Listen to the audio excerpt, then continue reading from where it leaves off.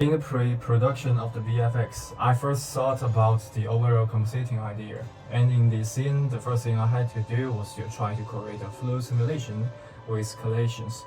As this was my first attempt to create a fluid simulation, so then I invited my actors for the shot. We chose real turtle for the shoots and did some manipulation for the scene to highlight the subjects.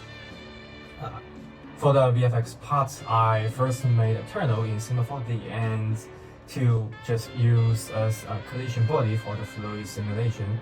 Then in Houdini, I created two emission sources because the turtle was two cases, but with two emission sources, I wouldn't be able to control the initial velocity of a single source, which would have an effect later in the simulation. So then I realized that my turtle model was too thin, so I tweaked the model in Cinema 4D.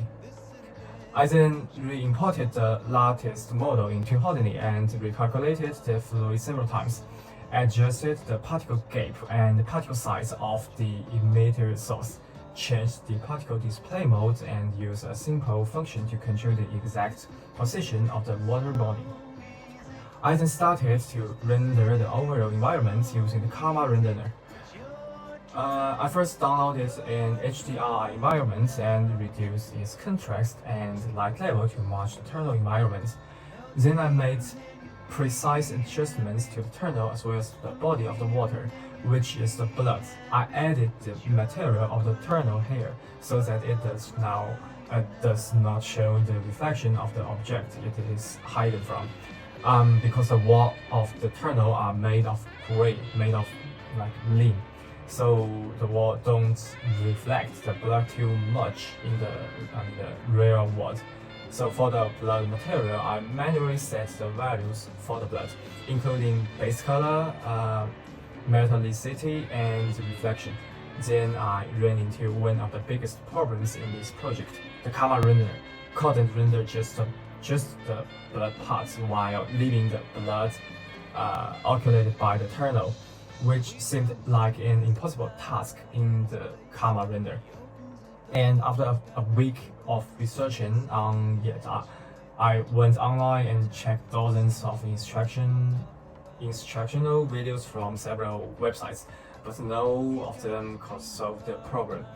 And it looked as if the only way to solve this problem in Houdini was to use the default renderer in Houdini could solve this problem. So I asked my classmate. He couldn't at first as well, but then he asked his colleague, who is currently working in Framestone, and he was the one who eventually provided us a solution. So finally, I managed to render this part successfully.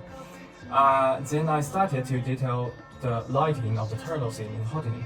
I referred to the filmed lights and adjusted their values to the real-world size. Next, I rendered this shot. Then I created a horizontal blood shot to enrich the video. Next, I was going to go on to create a first-person shot of the blood, like blood rushing towards the main character.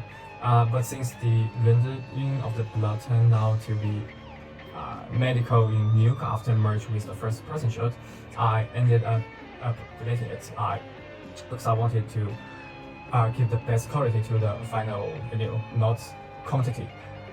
So this work is the short film about anti-drags. I think the final result is okay, but there are still a few problems waiting to be solved. Like the first one is that there are fewer FX shots in the work. I actually had time to make like 2 to 3 FX.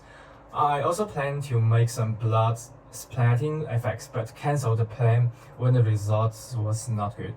And the shadows are in the effects of the blood pouring into the turtle are still very thin after changing it a few times. This is due to the fact that Houdini currently has the best scene in Nuke. This is due to the fact that Houdini can't optimize the lighting of the scene at the moment. So I had to make a fake smoke, but I still learned a lot from this project, especially the new part, and I have been able to work on any of the scenes for this project.